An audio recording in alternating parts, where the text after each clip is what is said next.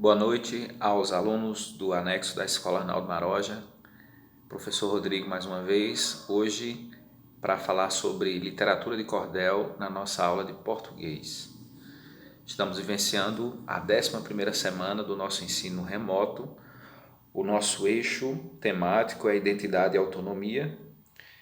Hoje, dia 16/7/2020, quinta-feira, vamos falar sobre essa manifestação cultural que é a literatura de cordel, artística e literária, que é muito presente na nossa região, muito típica aqui do Nordeste. Então, eu vou apresentar alguns slides aqui, o conteúdo, e na sequência tem uma atividade simples, fácil de responder, que vocês vão me devolver, tá certo? Então, vamos começar aqui a falar sobre a literatura de cordel. É um tipo de poema popular, originalmente oral, e depois impressa em folhetos rústicos ou outra qualidade de papel, expostos para venda pendurados em cordas ou cordéis. Certamente você já ouviu falar sobre a literatura de cordel no ensino fundamental, ou mesmo aqui no ensino médio. O professor Elias sempre gosta dessa produção textual.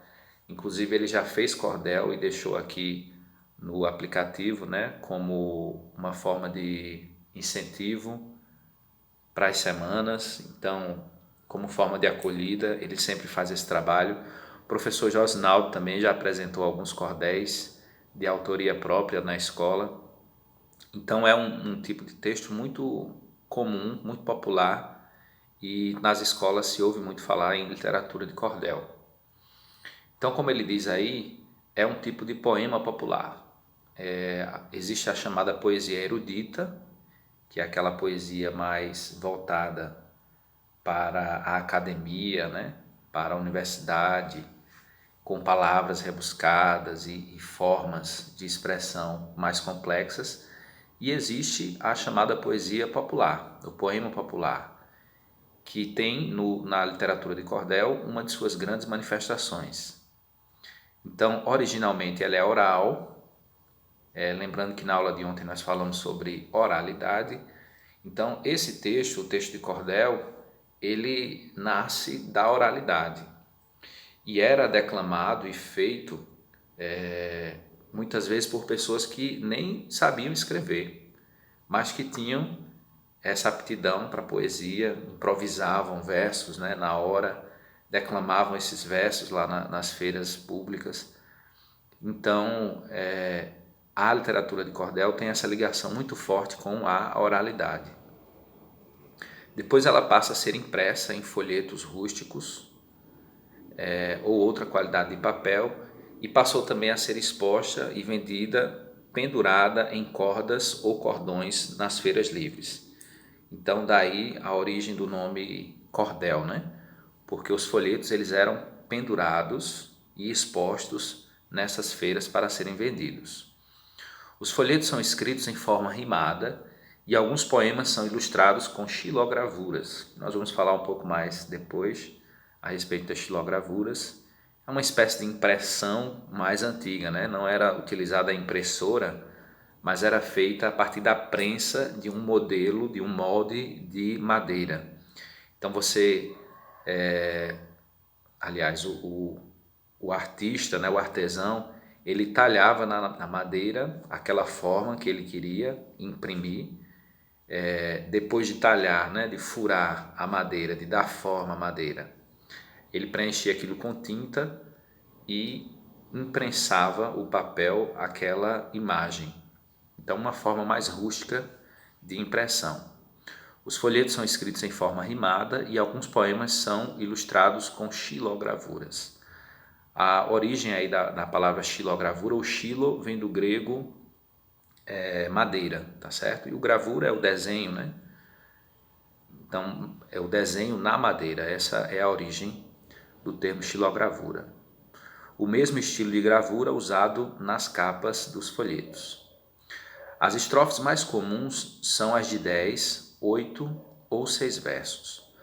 Os autores, ou cordelistas, são chamados assim também, recitam esses versos de forma melodiosa e cadenciada, acompanhados de viola, muitas vezes fazendo batalhas, né?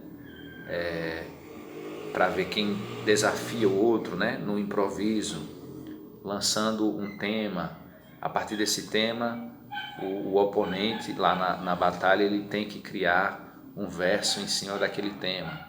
É bem interessante. Eu vou deixar o vídeo e vocês vão poder assistir e comprovar isso que eu estou dizendo, né? Como os cordelistas eles têm essa capacidade de improvisação na elaboração dos versos.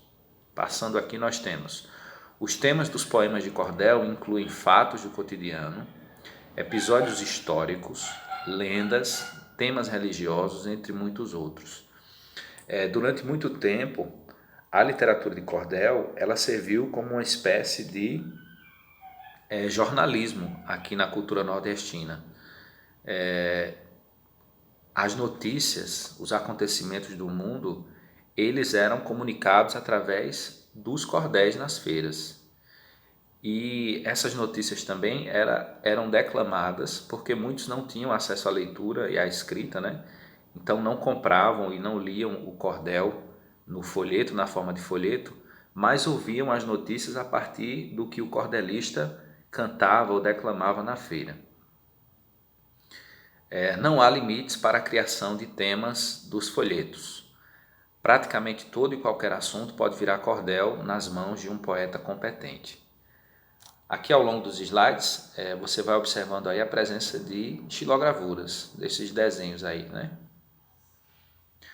No Brasil, a literatura de cordel é produção típica do Nordeste, sobretudo nos estados de Pernambuco, da Paraíba, do Rio Grande do Norte e do Ceará. Costumava ser vendida em mercados e feiras pelos próprios autores.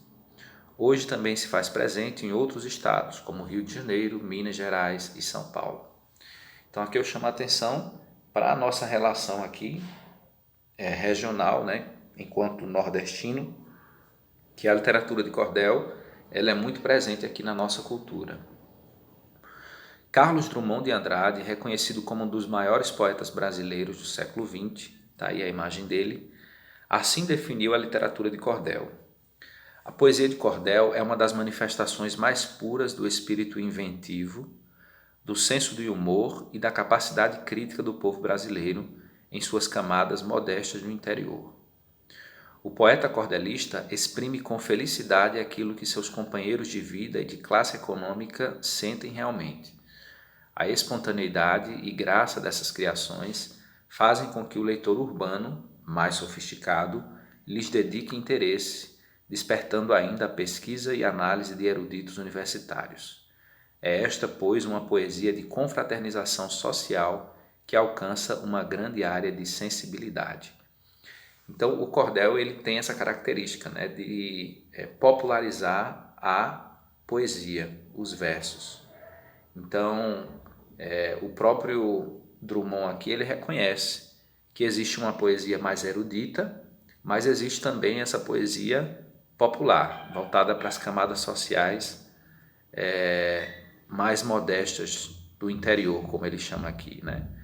E isso não desmerece o trabalho da literatura popular, da poesia popular. Pelo contrário, né? É uma poesia riquíssima, como o próprio Drummond diz aqui, que trabalha com temas variados, tem uma estrutura, como nós vamos ver ainda nessa aula, característica.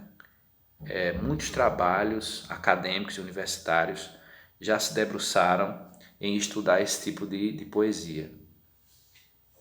Continuando, a organização poética dos cordéis. Então existem as quadras, que é a estrofe de 4 versos.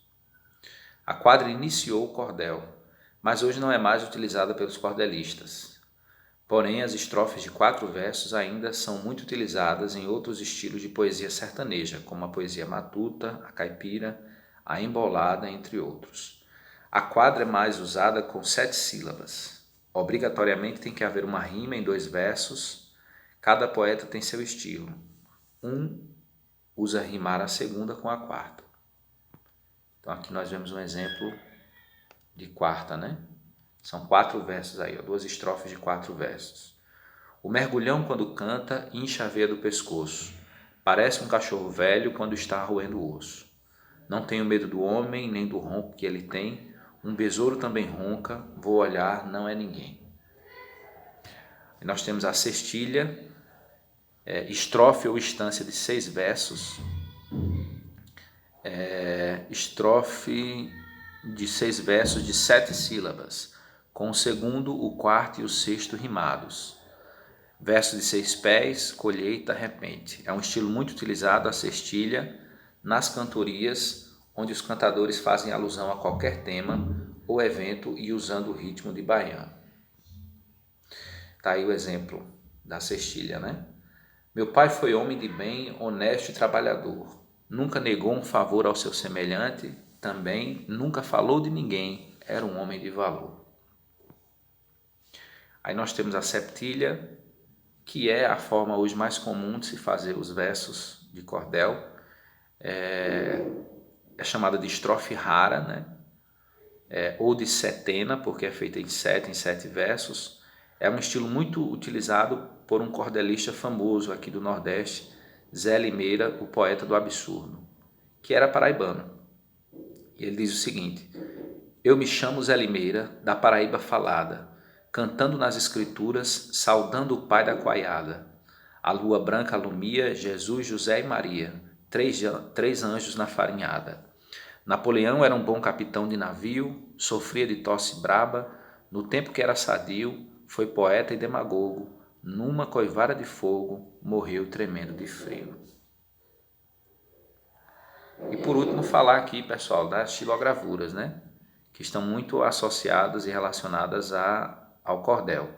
Então a xilogravura é a técnica de gravura, ou seja, de impressão, de desenho, na qual se utiliza a madeira como matriz e possibilita a reprodução da imagem gravada sobre papel ou outro suporte adequado. É um processo muito parecido com um carimbo. É uma técnica em que se entalha na madeira, com a ajuda de instrumentos cortantes, a figura ou forma, que eles chamam de matriz, que se pretende imprimir. Em seguida, usa-se um rolo de borracha embebecida em tinta, tocando só as partes elevadas do entalhe. O final do processo é a impressão em alto relevo em papel ou pano especial, que fica impregnado com a tinta, revelando a figura.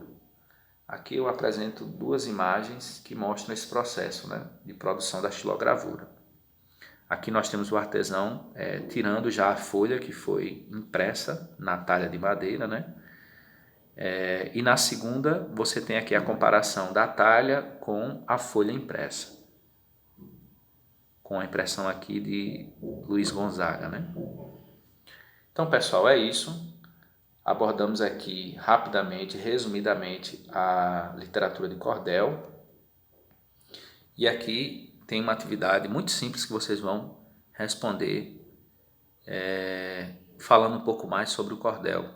Então você vai ler aí esse cordel, escrito por José Francisco Borges, e depois vai responder quantos versos tem cada estrofe, só colocar aí o número, lembrando que os versos são as linhas